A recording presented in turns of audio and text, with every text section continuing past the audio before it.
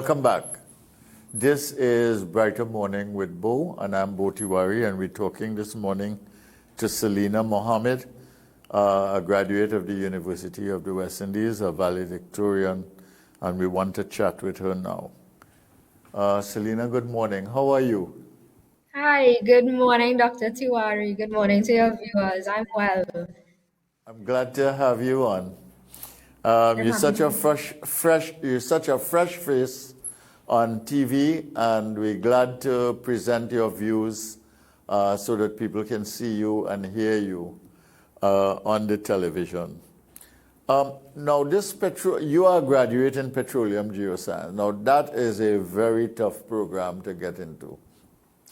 And you got into the program, not only did you do well to get into the program, but you got into the program and you did well.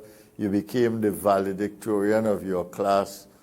Tell me a little bit about your experience at UWI, your experience in the program, and what it has been for you. Understanding, of course, that you were caught in the middle of COVID and all of this.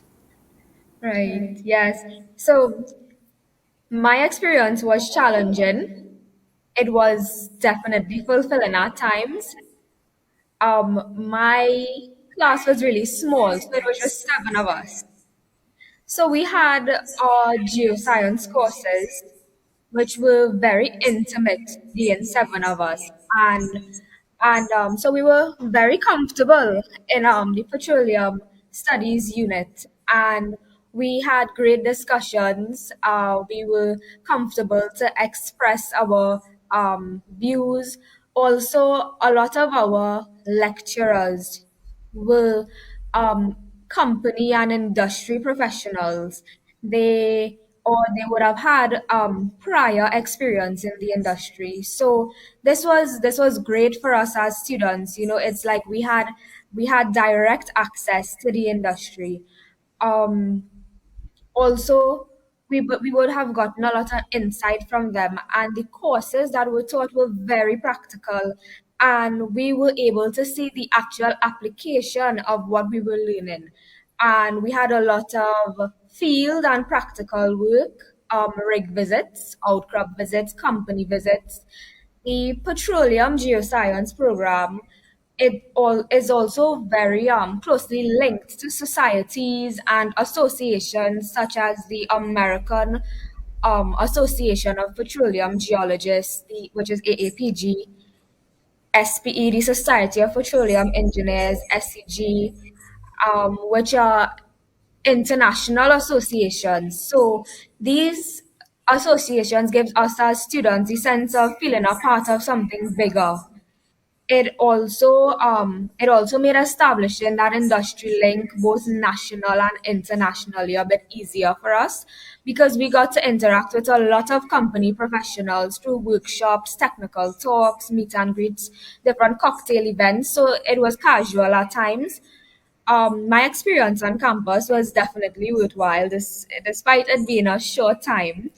Um, we were simply being able to move from class to class to walk across greens and buy food when we were stressed out and being able to play sports and spec. These things definitely contributed to a worthwhile experience for us, and they were much needed avenues that we needed to get rid of pent up stress. But that was just half of my UWI experience. You know, the other half was experienced during the COVID conditions.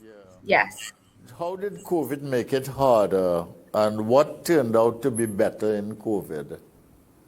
So the remainder of my university experience, which for me was exactly half of my time at UWI, it had just become us sitting at our desk in front of a laptop screen, you know, the same rooms, the same desk, the same screen every day for a year and a half. So it became monotonous. And also, I'm an interactive learner. I like to talk. I like to talk with my lecturers. I like to talk in class. And that is how I get a grasp of what I'm learning. So I like to see how things work. And you know, in a lecture, an online lecture, the closest that you could get to some form of excitement is probably an animation. So personally, I lost a bit of zeal and a little bit of my drive that I once had for lectures, and by extension, some of the subject areas. For example, with geology, I had a love for geology starting the program, and then I started to feel like my passion that I once had was depleted. Because geology, it is a hands-on subject, geoscience on the whole. It really benefits us to learn hands-on and to interact with the industry professionals in what we're learning. Some of the benefits, I guess, for me personally, and this is my personal view, other than being able to take naps between lectures, I truly cannot see an upside to me completing my degree under COVID conditions. Okay, so you didn't like the COVID experience at all, and None. sitting behind a screen was not exciting or interesting or enthusiasm giving for you, not at all, right? No, not in our field of study. I don't think it's ideal at all. Now, in the COVID part of your tenure, and I think it's great that you had half of your time under traditional university setting and half under COVID, so you have a good comparison. Were you able to get the industry inputs on your computer? I mean, did you have like Zoom arrangements, because you could do that internationally and locally, with the industry professionals? And how, if you had that, what did you lose and why did you lose it? Okay, so yes, we definitely had greater access now to this online platform, and as I would have mentioned, the associations like AAPG, they would have been able to realize that they would have a wider reach with these platforms. So there were a lot more technical talks. But I think what we definitely lost out on was that the casual meeting, the casual mingling, students being able to actually interact with the industry professionals. It's a lot harder to do that online because what they set up are these technical talks, and they focus on topics pertaining to the industry. But when we were able to meet in person, it was a lot more comfortable and casual and personable, and you could actually see yourself as a student fitting into this professional setting, and we lost that. Okay, all right, good. I think that perspective is very, very interesting. And it really makes the case that online learning alone, no matter which subject, is just not adequate. You do need the human interaction. Do need the human element in it. And tell me another thing, though. This business of theory and practice. Now, in petroleum geoscience, you have a lot of experiential work in which you go and see how people do things in industry. You also have a lot of practical applications because you want to see how what you are learning actually works on the job. But there is a lot of theoretical grounding as well. All right, so the geoscience element, the scientific background elements of petroleum and petroleum behavior, and all the elements that you have to deal with before you actually deal with the product coming out of the ground. All of that is pretty theoretical. How did the theory and practice work when you had face-to-face? And how did the theory and practice work when you had online? Explain that difference to me. Okay, so with understanding our petroleum systems and the past, because the past is the present is the key to the past. That's what we always say in petroleum geoscience. We understand in the petroleum systems, the source rock, the reservoir rocks, the migration pathways, and understanding the system that would have been set up in the past that would allow for this accumulation of hydrocarbons. We would have studied that in school, but with the practical aspect, we were able to go out on the fields and not just go to rigs and see them drilling, but we would go to outcrops and understand, okay, this is a source rock, this is a reservoir rock. This is how the system would have been in the past, where there would have migration pathways, so ways for the hydrocarbons to get to that reservoir rock. We would see it in outcrops. So when I say outcrops, sometimes we would go to Mayaro and we would see how the sand and the clays are stacked, and we would understand what is going on underground, because what is outcropping on the surface, what we're able to see, is also what is happening below. So we were able to go out and see our theory. We were able to feel the theory. So the theory and the practical were very heavily merged and linked. And with COVID and with things being online, just seeing pictures weren't enough. Lecturers would have had a harder time explaining things and getting us to envision it in 3D. Whereas pre-COVID, we would have been out on the field seeing what we're learning and understanding what we need to see and what we need to understand in terms of how the petroleum system works. Yes, so it reinforces the point that you cannot only learn by learning and reading and thinking and seeing things visually or trying to imagine things. All of those are important. You really need to be learning by doing as well. Okay, the doing things are very, very important in the learning process. All right? So I want to ask you something. Are you working now? Yes, I'm currently working. Fortunately, I I was able to secure a permanent job through doing the service commission exam before I started my degree. Because I needed to know that I have something in place, that when I came out of my degree, regardless of what it was, I have a job um, that I can get into one time. So I secured a permanent job, and I'm currently employed in the Ministry of Energy and Energy Industries, which lines up perfectly for me, and I'm very grateful for that. And is it exactly what I want to be doing? No. Is it a start, and do I see potential for me to eventually branch out into a field of interest? Absolutely.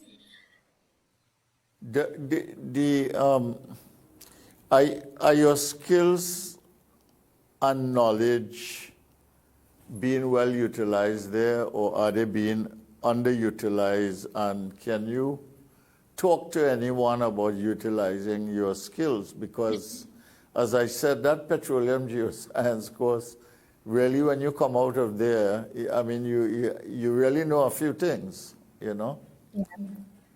So currently, my technical geoscience skills and knowledge aren't being utilized. They're not being utilized. However, my soft skills such as communication, organization, adaptability, trainability, and how quickly I'm able to learn, and time management, and also some of my Microsoft skills are definitely being utilized and developed. So no, my technical skills aren't completely being utilized right now, but being in the Ministry of Energy and having access to people in HR and growing these relations, I definitely think I would be able to speak to these persons to be able to branch out into the technical field and eventually use my technical skills. What about what about COVID experience? You talk about COVID experience at the university. What about the COVID experience at work? How does that worked out for you or not worked out? How has it affected the atmosphere? So this is my first official 8 to 4 job. I don't really have much experience to compare it to.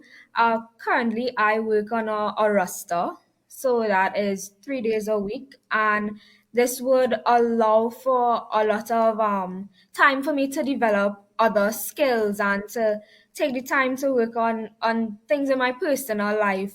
But of course, we are working from home as well, but it is not rigorous at all, and it's definitely a break from the pace that I was going at when I was doing my degree.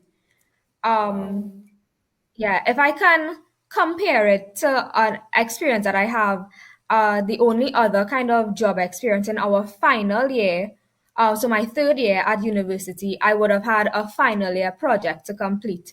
And I would have been attached to a company in the form of an internship. And this was definitely a challenge for me. And I would often say that this was the dark cloud in my entire degree because of the tight COVID restrictions, I was unable to even go physically into the office or on field trips to better understand my study area that I was working on. So my entire final year project was done remotely, whereas in the past, students would be able to work together physically with their mentors and the companies. So these new conditions, it definitely robbed me at the time of the assistance and support that I would have otherwise been given, and it kind of limited and hindered me from producing the quality of work I know I'm capable of. So comparing that experience to actually being in office now, it's refreshing. Okay, so I mean, COVID really, when you look at it, is a loss all around then, all right, in terms of personal life, social life, intellectual life, work life, everything. It is a loss. And we must understand and appreciate that, because it's important to make sense of that as we go forward, trying to cope with COVID and trying to remake our life, so to speak. I want to ask you a question, but I'll give you some time to reflect on it because we'll take a break. And that has to do with COP26. Have you been following what's happening there and the direction that it's taking and how it is affecting the world of oil and gas, and how really the whole atmosphere of talking about energy is changing, and the whole mix of what energy is changing, even for traditional energy companies in oil and gas. Do you think that you are in the right profession, having gotten an engineering degree in petroleum geoscience, or do you have second thoughts? And have you developed other interests, and how are you thinking about your future as a petroleum geoscientist? Okay, so I'll give you a minute or so to think about that, and we break now for commercials. This is Brighter Morning with Bo. I am Bo Tiwari.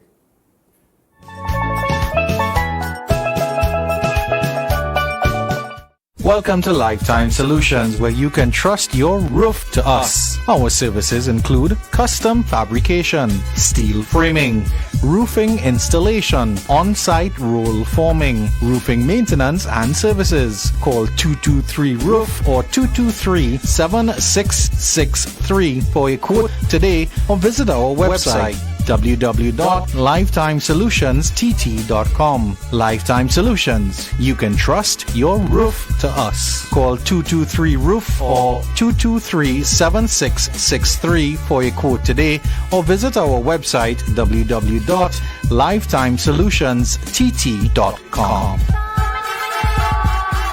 As businesses adapt to the new normal, let Magic Mist take care of your cleaning and sanitization needs with our COVID-19 BSCAI internationally certified technicians With over 43 years of protecting the health of our nation, you can trust us to ensure your building remains safe, healthy, and functional. Give us a call today at 638-6675 or 332-5522. Magic Mist Services Limited, your total facilities management solutions provider.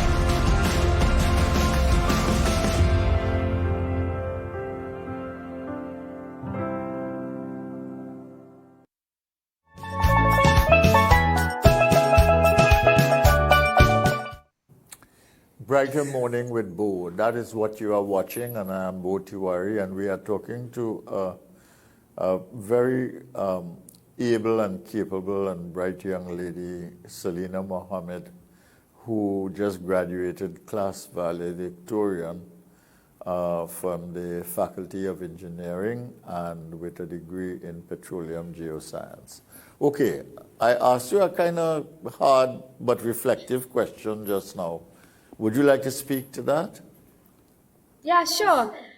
So, with this much needed energy transition that we're experiencing on a global scale, it has been time for us to undergo this change. The environment needs it, right? And I know that being part of petroleum geoscience, that would sound kind of contradictory, right?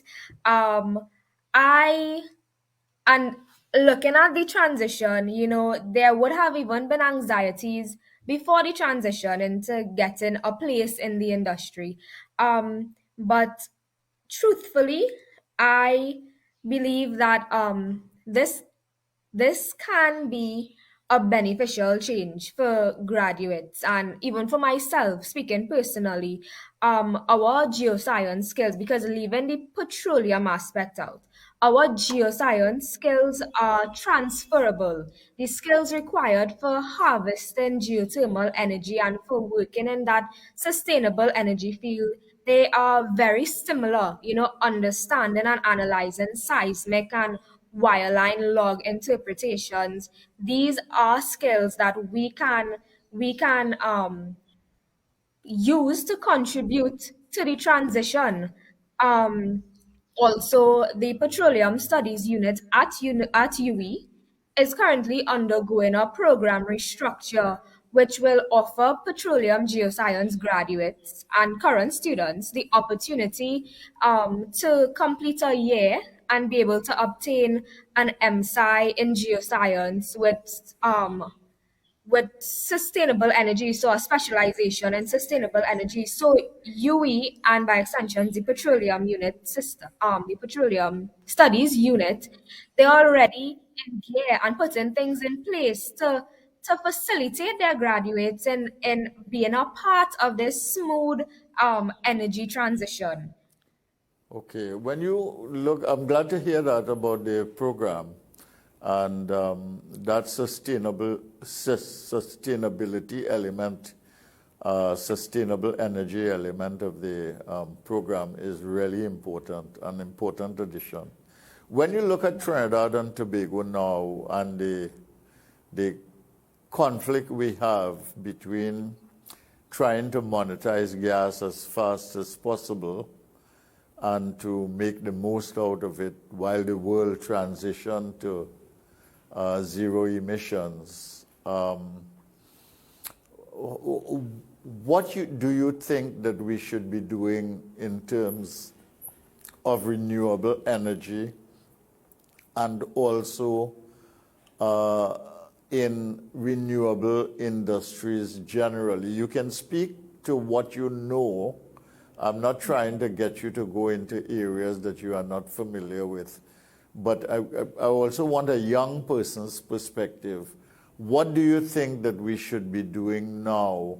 We are doing this particular thing with Light Source, BP, and Shell, in which we are trying to produce about 10% solar energy in the country. But what else you think that we can do realistically in Trinidad and Tobago from your perspective and your limited knowledge as a young graduate? Yeah. So my knowledge in this renewable and sustainable energy is definitely limited because as you know, my area is petroleum. Um, yeah, personally, we can't just make that jump from oil and gas. We still have profits coming in, and we still have projects that we're working on. The deal that Shell would have made with the government, and I think we have to be smart about this transition. Our economy has been an oil and gas-based economy, and we've been surviving and running on this. But what we need to do now is use our profits from these oil and gas to fuel the training, to fuel the the mobilization of sustainable energy. We can look into geothermal. I think that is what the petroleum system, the petroleum studies unit, sorry, is looking at focusing on, because we have a lot of knowledge in terms of drilling for oil and gas. And as you would know, or may not know, geothermal is very similar, but with a lot less carbon emissions, which is what we're aiming for. So I think reasonably we should be focusing on, yes, the light source, yes, the solar, because we're in the Caribbean, but we should be paying a lot of our attention to geothermal, that transition. When we hear the discussion in Trinidad and Tobago, people talk about solar energy. They even talk about wind power. There has been talk about even harnessing the wave power in the ocean, and maybe a combination of wave and wind power in the ocean. There has also been some discussion about creating cultures or clusters of algae that are energy producing, that can be done in ocean waters around Trinidad and Tobago. But the geothermal energy is not high in the discussion, I find. Now, I have been to Dominica, where they use a lot of geothermal energy. I think, if I am not mistaken, the last time I was there, it might have been 6 or 7 years ago, they told me that they got 30% of their energy from geothermal sources. And I went to see some of those things, and they were really quite simple systems. And they were making arrangements to export some of that geothermal energy to Martinique, which is right across the water from them. I think to some extent that is also being done in St. Lucia, if I'm not mistaken. Yes, it's been done in St. Lucia. Yeah, but I'm not familiar with that as I am with the Dominican situation, because I actually took time. I took a day to go and see what they were doing to try and understand it. But why is it, how high in your thinking is geothermal energy potential of Trinidad and Tobago? How important is that to you here, and why do you think we are not talking about it? I can't put my head on a block and talk about the geothermal potential of Trinidad and Tobago. I think we have to do, well, I personally, and by extension, the government, we have to do a lot more studies and experimenting on our systems. We know we have an active petroleum system, and we have active tectonics, and tectonics would play a part in the petroleum system as well as the geothermal system. I can't say that we have a lot of geothermal potential, but the Caribbean does. And we have to become that Caribbean village. We have to, we see Dominica, Grenada, Montserrat, St. Lucia. I think there are 6 Caribbean, Eastern Caribbean islands that have tested geothermal potential. And I think we need to capitalize on our Caribbeanness and on coming together. I can't say how much potential Trinidad has, but there is potential in the Caribbean, and I think Trinidad needs to get in on that. We need to get in on that topic a bit more. How does it make you feel that your colleagues chose you as valedictorian for your class? Um, I'm not sure if my colleagues chose me as valedictorian for the class. I know the process was my coordinator would have recommended me. I've always been outspoken, and I've always, I believe in making friends. I believe in being good to people, and anywhere you go, talk to people. And I think that would have shone through. It's a small class, so my lecturers would have, seen that I was class representative, and even I think if it was up to my colleagues or my peers choosing, I definitely think, well, I know I had their support, and that means a lot to me. But the process was, my course coordinator would have recommended me to go up for the nominations process, and then I think each engineering program as well as law, because those 2 faculties were merged, they would send up their representatives, and there would have been an interview process, and we would have to put together and present a 2-minute speech, and then they would analyze our academia as well as our participation on the campus, as well as how we speak, and it was okay. So honestly, at first it was truly overwhelming, and because I was completely burnt out at the end of my final semester, after handing in my final year project and all, I just wanted to relax. I just wanted to catch up on some sleep and to work on my mental health. The last thing I wanted to do was to engage in a selection process and plan speeches. But as time went on and I realized what the achievement meant, and that I was able to be a voice for not only my geoscience peers, but for engineering as well as law, it was truly an honor, and it was something that I am definitely grateful for.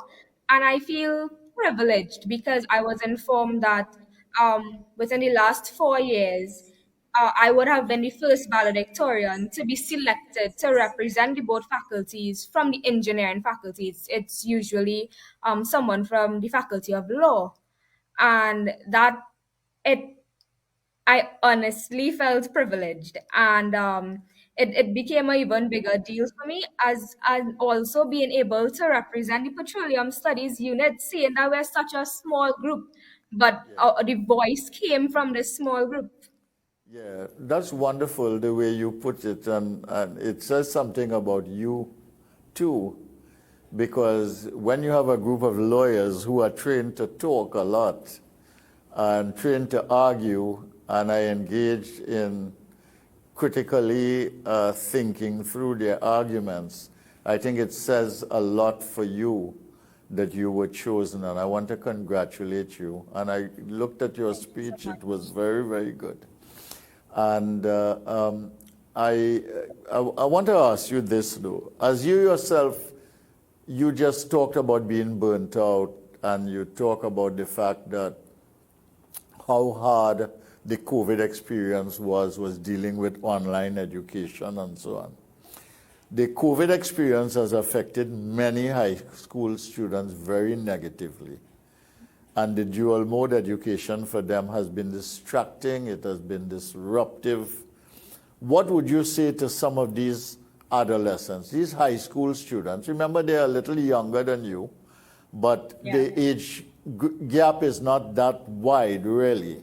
What would you say to these adolescents to give them hope and courage and to influence them to stick with it no matter what and to stick with it till the end?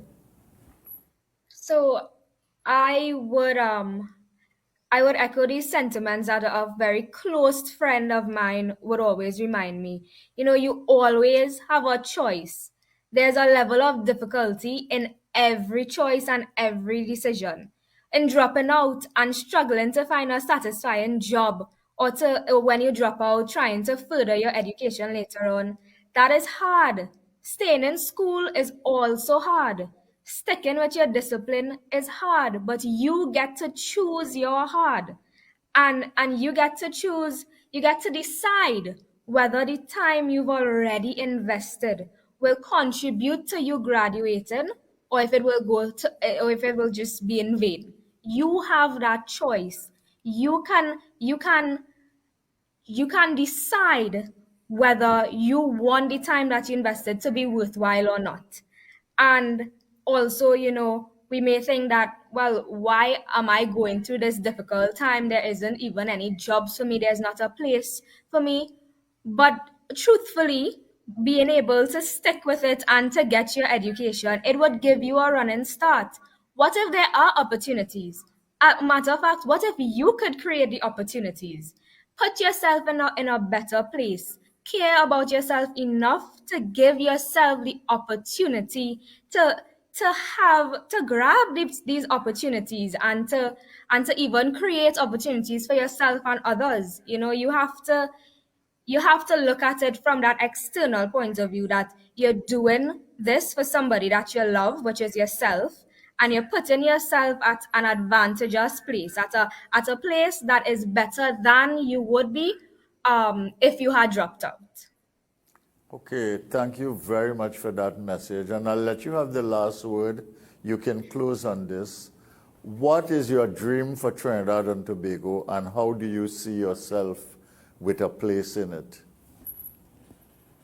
Well, that's a heavy question. So my dream for Trinidad and Tobago, um, I would like to see persons having equal access, everyone having equal access to resources and education and opportunities. That I'd like to see persons no longer marginalized for their socioeconomic status.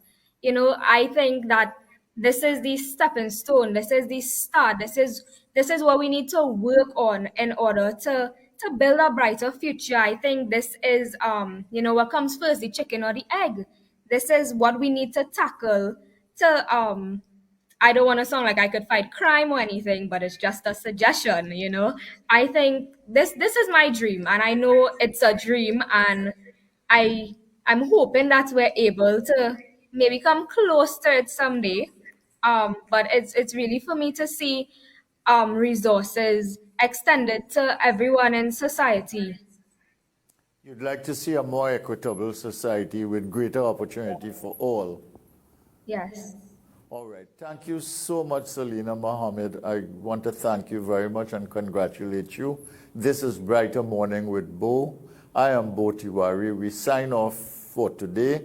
Tomorrow we have Mr. Weston Mirage, another valedictorian in accounting, and we have Dr. Vijay Narayan Singh, a senior surgeon and professor and researcher at the University of the West Indies, who has just been recognized regionally for his work, and we will have good conversations with them. We break for the news now with Andrew Chan. I am Bo Tiwari. This is Brighter Morning with Bo.